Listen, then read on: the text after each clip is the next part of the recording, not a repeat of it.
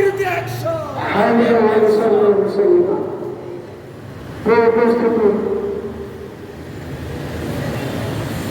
Hitler কিছু বিরোধী রেখে বাকি সবগুলোকে শেষ করেছিল, বলেছিল ইহুদিদেরকে বাঁচিয়ে রেখেছি, ওরাই পরবর্তীতে তোমরা বুঝতে কেন বাঁচিয়েছি, ওরা কত খারাপ ছিল। আজকে এই শহীদ এসছে এই হিটলারের কথাকে অনুসরণ করার, এই ইহুদিবাদী সন্ত্রাসীরা ওরা মানুষকে গ্রহণ করে, ওদের মধ্যে মনুষ্যত্ব মধ্যে কিছুই নয়। আমরা বলবো ইহুদিরা আসলে পৃথিবীতে জনগণ মুসলিম লীগের শুরু করেছে, তাদের একমাত্র কারণ আমেরিকার সহযোগিতা এবং মদত। আমি বলতে পারবো যদি তুমি ইসরায়েলকে সহযোগিতা করে মদত করে অস্ত্র করে শত্রুরা অন্যরা করে এমন একটি ভাবলে বিশ্বের সমস্ত মুসলমানরা আন্দোলনের বাইরে করতে বাধ্য হবে।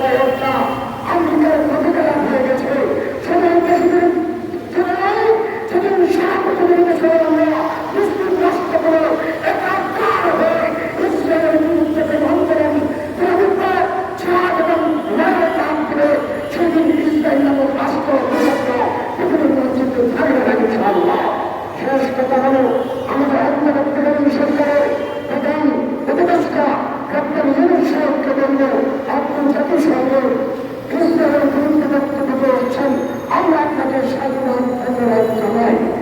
আরেকটা কাজ করার জন্য আমরা আপনার প্রতি দাবি পেশ করছি। বিগত জালিম স্বৈরাচারী সরকার আমাদের বাংলাদেশের পাসপোর্ট থেকে ইসরায়েল ভ্রমণ নিষেধাজ্ঞা বাতিল করেছে।